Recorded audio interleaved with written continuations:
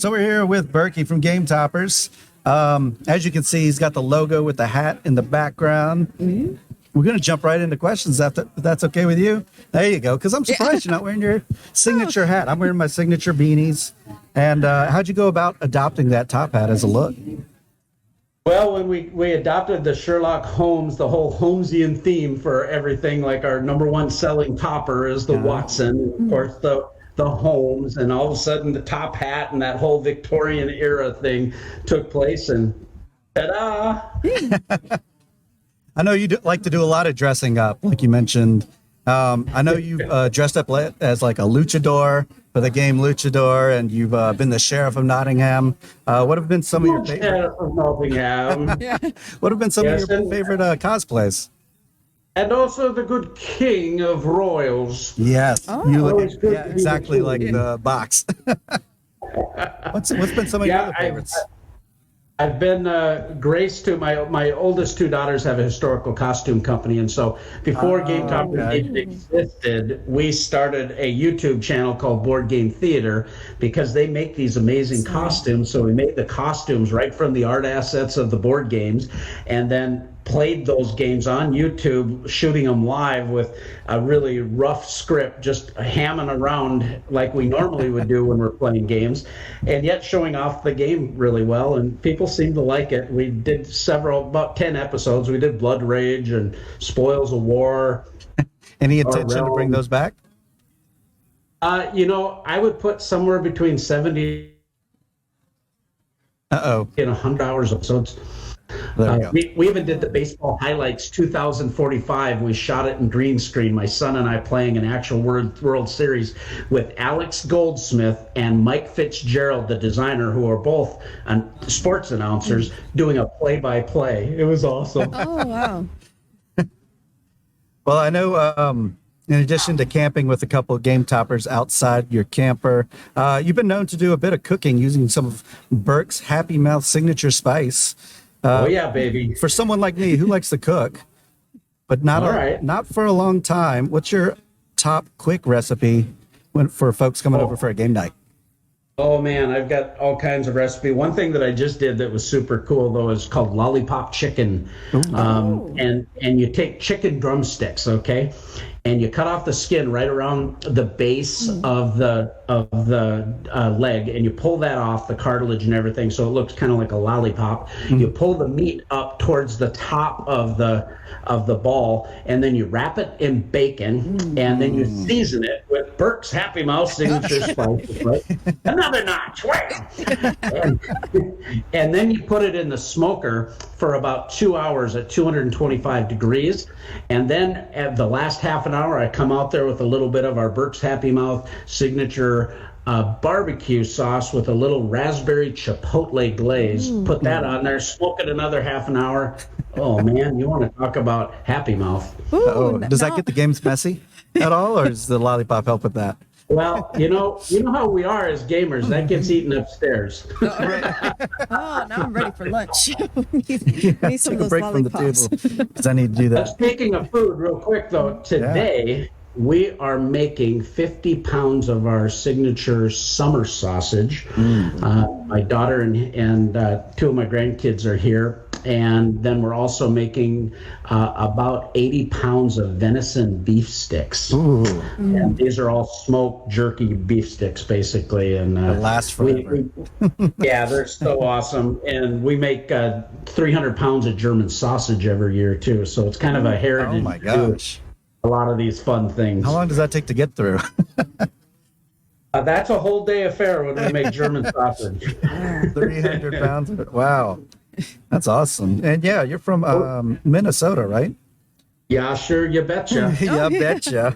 And so we have someone from Minnesota who goes by the name of Minnesota Badger. And I know you have a co-host of the Burky and Badger show, but not from Minnesota. So how did that show come to be, and how did you get that nickname Badger?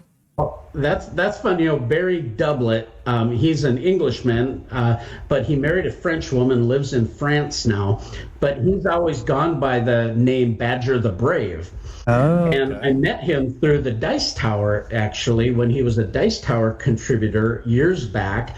And he was doing different segments. And then our board game theater got involved on the Dice Tower and started doing some of that. And we just... he's got this goofy, silly, fun nature that I just love. He's an amazing musician. He does soundtracks for some fantastic companies like Sirenscape and Seventh Continent and Batman. And he's doing one for Mythic Games now. I mean, it's really cool background soundtracks. And so he's been very busy with that. But we decided, hey, let's see if we can put together a podcast. And, I always say, never give a pair of monkeys a podcast. It's not a good idea. But somehow we got the podcast and we put it up, and we've been doing it now for 5 years, and we've got a group of folks that enjoy watching it live, where we do live interview and they can chat, and then we put a live link on YouTube or on iTunes and Stitcher, for an audio professionally edited version that he does really nicely. Oh, excellent. How many episodes roughly do you have of that? We're going to, this next week on Wednesday, we have AZ Drummond from Lucky Duck Games is going to be on the show, and that's episode 90. And it's nice. The Burky and Badger Board Game Babble Show. Anything big planned for the 100? Yeah, we'll have to figure something out. We'll have to have BJ and you guys on the show and absolutely. do something big for the 100th. Extravaganza of it all. We'll do a live cooking show. There you go. Go over how to make 300 pounds of sausage. Yeah. So if you record it today, you could save it for that. Just do a little vlog of that. Well, we already made sausage this year, so now it's we do make about 50 pounds of bratwurst, and we've got this recipe for this old-fashioned wiener recipe that has low moisture cheese in it, and that's really good too. So we've still got a lot of sausage making to do. Wow. I think there's room for some food board game show. Yeah. Where it's just board game dishes are related to it somehow. We've got a backer. His name is David Orse, and he makes these gourmet meals that pair with a game. And he takes his game topper to the customer's house, prepares this elaborate meal with a board game teach. Wow. And they hire him to do this. He posts on the Gametopper Nation Facebook group a lot and the Dice Tower. This guy's amazing. Wow. And it doesn't get it messy though. That's always the thing you got to worry about is you want food with your board games, but don't get the food on the game. Like some people eat with the chopsticks. He does though. I see the food on the mats and I go, oh no. Well, they'll just order more. That's right. Speaking of the tables, I know your dad Gary makes all sorts of amazing woodworks. I've seen photos of that and stuff like that. How involved was Gary in the creation of this, of Gametoppers? Early on, I made the first prototype, and it really sucked, to be honest. It was this huge honking thing, had a carpet for a mat, no cup holders, great big hinge in the middle, could barely get it in the Suburban. But the whole idea behind the Gametopper system is my dad built me a dedicated table that I designed, and it was all the things that you were seeing in a Geek Chic table back in the day, except it had this rustic flair to it.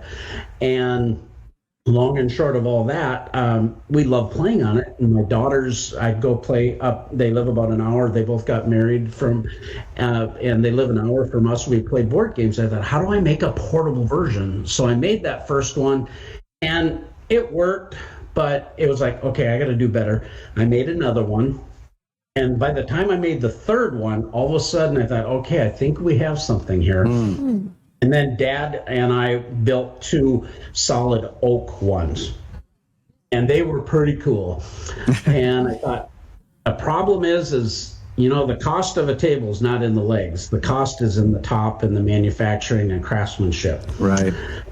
And I would have a $3,000, $5,000 solution if I had to do that, and could have very limited capacity. So I used to own a computer company years ago called Integrity Computer Systems, and I had a customer that did plastic extrusions. I contacted them, went and showed them my prototype. They went, "Man, Burky, we never get prototypes like this. We usually get a napkin drawing." He said, and he says, I said, "Well, the thing is, we need to make it accessible price-wise, but I want it to be super high quality, and that we can, get some capacity so that we can, actually make a business out of it." And he goes, "I think you need a military-grade aluminum extrusion so that you have a hardness that can maintain the tolerances that you need for consistency and longevity." But we worked for about 9 months working on that design with their engineers, modifying our prototype to come up with what we did. And I invested about $30,000 before we even went to Kickstarter, just developing the concept. And we went to Gen Con that year. I'd sold a bunch of my toppers at half of what I paid for it. So I lost about 15 grand, or invested 15 grand. But we had 18 companies at Gen Con using our toppers, and a ton of media folks. And I got like 100 videos of little 30-second videos of people going, "Hey, what do you think about playing on the Game Topper?" What? It's on a folding table? Yep. How much is it? "Oh, they're $500, $600, $700. What? I want one. Where do I get it?" And where do they launched and we launched our Kickstarter that year, and raised $500,000 and doubled it by the end of the year, and people seem to enjoy them. And then we've just been getting better and better and better. Are you still going with the Kickstarter model? Yeah, mostly because we still are innovating new things. Like, we're on our third Kickstarter, and on the last Kickstarter, we developed the new leg kits so they can be fully standalone tables. And we have a dining cover solution that can cover the game vault, to keep pets off it, or if you want to eat on it and that type of thing. All right, so BJ has a question for us in the chat. It says, "Any dream artists you want to work with for your mats?" Ooh, yes, and yes. We've had the opportunity to work with Yaroslav Radecki with our Viking mat, our pirate mat, our fantasy mat. He's also did the Roman theme mat. The guy's amazing. Last Kickstarter, we worked with Vincent Dutrait to do our Great Wall of China mat. Oh yeah, I bought games just because of Vincent. So. Love him, and he was so fun to work with. He's one of the few artists that actually paints on canvas and then digitizes versus doing digital art to begin with. Wow, so the canvas is out there somewhere. He lives. He's a Frenchman, but he lives in Korea. And interesting story. But last year we had to take about a 3-week break because of the humidity. He couldn't get painting with his canvases and media.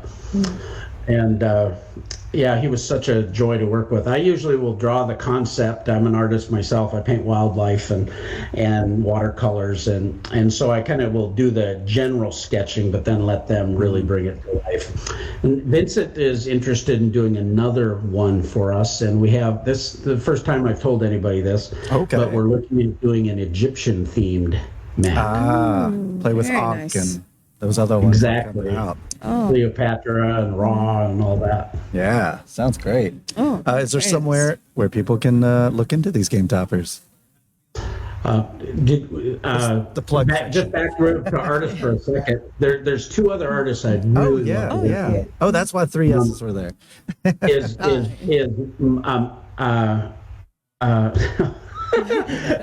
Machai. I just lost his name. Oh no. Do you remember what other art they've done? Coria. He did Porta Prete and very prolific, and I just lost his name. I've actually spoke to him, but he's really, really hard to get. He's super busy. Let's see. Trying to do Google to help. Or anyone in the chat. I think I'm getting old. And then I'd also be interested in working. Yeah, Is that Moria. Okay. Thanks, Fungi. BJ. Yes. First tomato. And then Ian O'Toole is also one of my favorite artists, and so he'd be fun to work with. Oh, absolutely. Yeah. Well, you just played Rococo. You did the Oh, deluxe yes, version we- for. Oh, yes. They're so hard to get, though. They're very busy, and our art is an interesting project. It's kind of a one-off type of thing, so it's not like a big contract for them, and where they're doing all the hard art and all that kind of stuff. And they have a lot of suitors, so that's been interesting. But we've been able to produce some really cool art on all of our products, and we have 6 new mats for next year's Kickstarter. So. Okay. awesome. When is next year's Kickstarter planning to go? Well, interesting. We're just finished our domestic fulfillment for Gametoppers 3.0, and we're packing up the Canadian Wave 2 orders right now. They'll go out at the end of next week. We have items for Europe that are sitting, waiting for our shipment. We're still waiting on 2 items that have been problematic this year, and that's the leg kits and the dining covers because of allocation and shipping issues. Everything else has gone out really well. The leg kits we should have in a few weeks here, and then the dining covers hopefully in a couple months. But then we're going to be shipping this big order to Europe. But one of the things that we did not offer on 3.0 Gametoppers Kickstarter was the leg kits for our Mycroft Game Topper. The Mycroft's the big dog. That's the 4 foot by 6 foot. People love this for the big sprawling games and Warhammer and all that kind of stuff. And we just didn't have all of the center supports with the longer width developed for the last Kickstarter. And we had a lot of our Mycroft backers. What about us? What about you? We love you. We just haven't got it. Just please bear with us. We'll get there. Yes. And so we are going to do a mini Kickstarter, hopefully here in May, called Gametoppers 3.5. And that's going to really focus in on some of the new things for the Mycroft Topper. And people will still be able to take advantage of some special Kickstarter packages that will obviously we'll have some fun stretch goals that people will be able to take advantage of and get a little extra value from. And if all goes well, we'll be able to launch that in May, but we've had a lot of little funky delays, so we've had to kind of wait because we want to make sure everybody gets their stuff first, You could send them some signature spice to hold them over for a little while. That's right. I thought about it. We have a lot of requests. Yeah. Another question in the chat is, are there any cons that you hope to visit this year? Yes, we were just at Tantrum Con.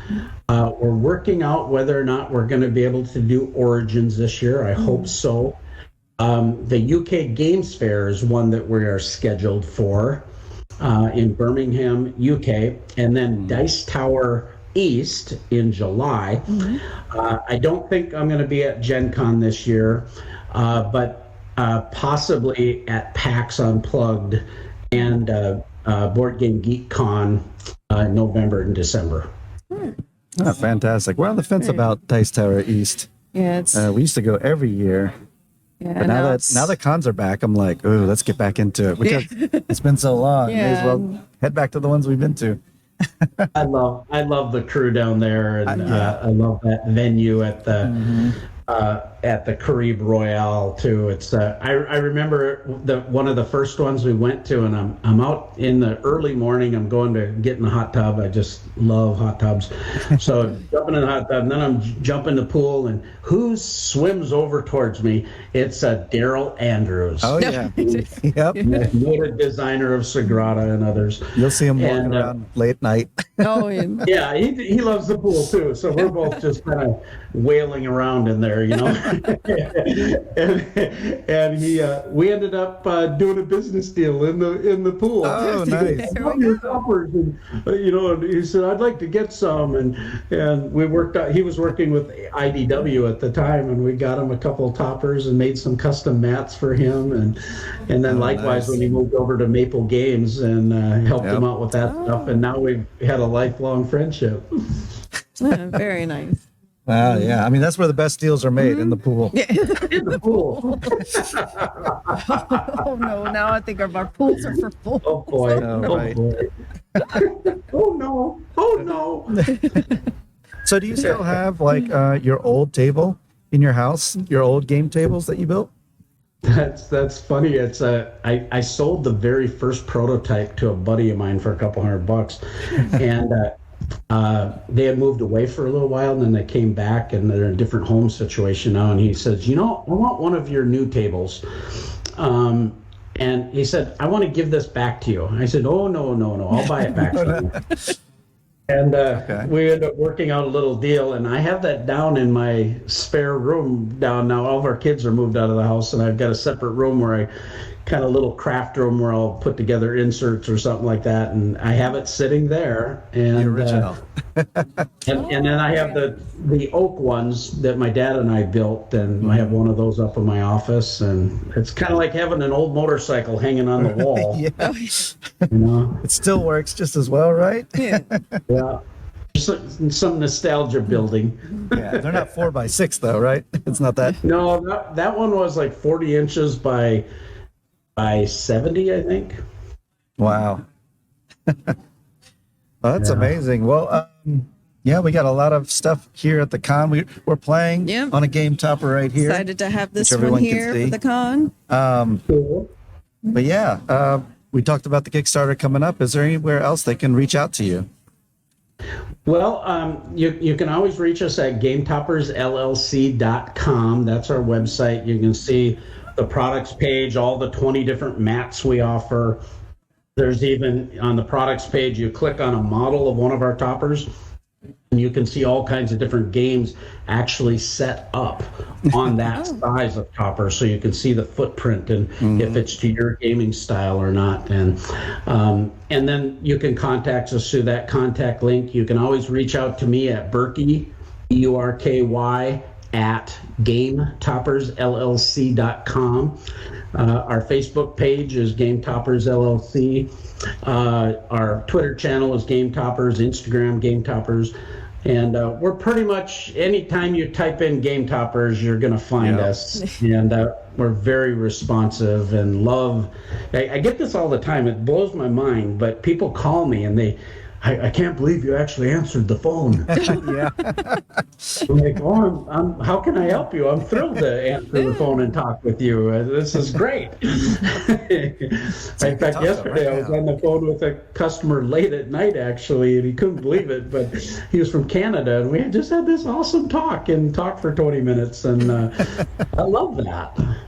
Yeah, Sliver's in the chat. The Minnesota nice. He's also Probably in Minnesota. right. He says, I just got a 5-pound bag of signature spice a couple months ago. I'm going to be very sad if it ever runs out. But you can always order more, Slivers. So He's a good friend of the podcast. He always joins in the chat. So that's awesome. Oh, yeah, I think Sliver said something earlier about a table waiting. oh yeah, very excited to get Game Topper later this year. Yeah. Cool. We talked about fulfillment and that. Yeah. Well, thanks for joining us, Burky. It's I guess we got Carla Kopp coming up, but I hope we get you back on again. It's been like 2 years since we last talked to you. I know. Yeah, well, you have a great time at the show there, and as always, I love what you guys do. And I've always told BJ, if you guys need help or you doing some giveaways. I know we're giving away a game mat at one of your events or something there, but we'd love to continue to help support you guys. And it's that's what this hobby's all about, is all of us getting together and enjoying one another and enjoying gaming and developing relationships. Yep. So we hope to see you at Dice Tower East. But that's Burky here at Southern Board Game Fest. Thanks so much for being here with us. Yep. You too. Thanks for having me. All right.